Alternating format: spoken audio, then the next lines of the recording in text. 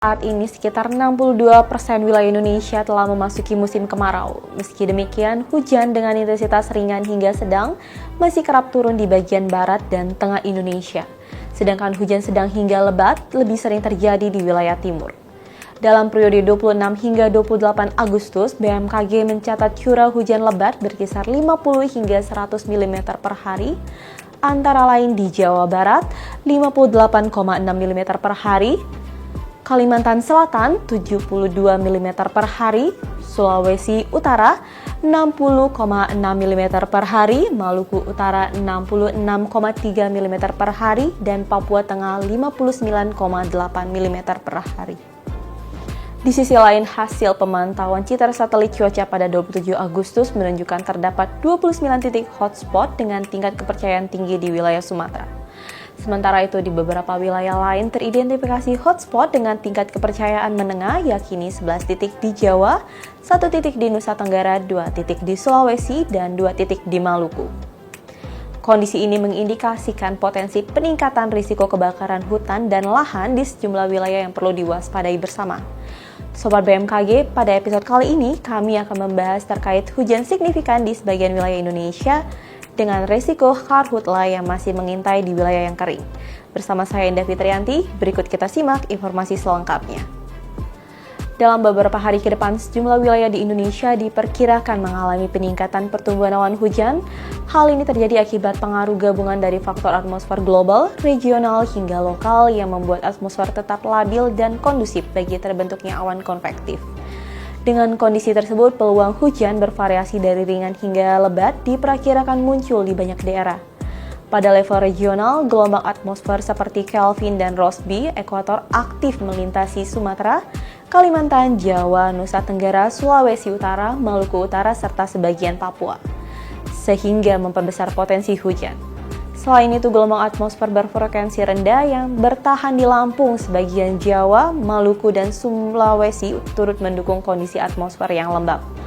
Faktor ini sejalan dengan adanya anomali OLR negatif dan suhu muka laut yang lebih hangat di sejumlah perairan, sehingga semakin memperbesar peluang terbentuknya awan hujan. Kemudian sirkulasi siklonik yang berkembang di Samudra Pasifik Utara, Papua, serta di wilayah sekitar Sulawesi Barat turut memicu terbentuknya zona konvergensi, khususnya di Papua dan Sulawesi bagian barat hingga selatan.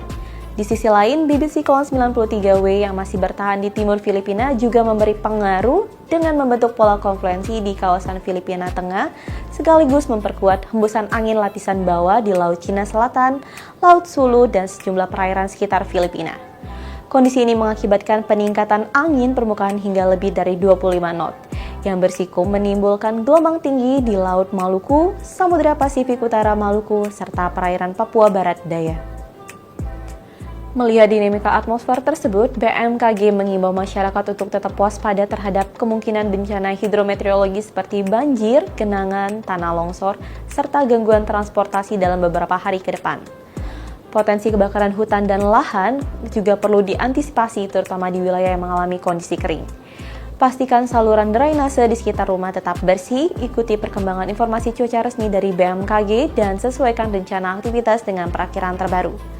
Bagi nelayan dan pengguna jasa penyeberangan, harap memperhatikan peringatan terkait potensi angin kencang dan gelombang tinggi di perairan sekitar. Untuk perakiraan cuaca di Indonesia selama periode 29 hingga 31 Agustus 2025, umumnya didominasi oleh kondisi berawan hingga hujan ringan. Perlu diwaspadai adanya peningkatan hujan dengan intensitas sedang yang terjadi di Aceh, Riau, Kepulauan Bangka Belitung, Kepulauan Riau, Jambi, Bengkulu, Lampung, Banten, Jakarta, Jawa Barat, Jawa Timur, Bali, Kalimantan Tengah, Kalimantan Timur, Kalimantan Utara, Kalimantan Selatan, Sulawesi Tengah, Sulawesi Barat, Sulawesi Selatan, Maluku Utara, Maluku, Papua Barat Daya, Papua Pegunungan, Papua, dan Papua Selatan. Selain itu, hujan dengan intensitas lebat yang dapat disertai kilat atau petir dapat terjadi dengan kategori tingkat peringatan dini siaga di Sumatera Utara, Sumatera Barat, Sumatera Selatan, Jawa Tengah, di Yogyakarta, dan Papua Tengah, serta angin kencang di Aceh, Banten, Jawa Barat, NTB, NTT, Sulawesi Selatan, Sulawesi Tenggara, Maluku, Papua Barat, dan Papua Selatan.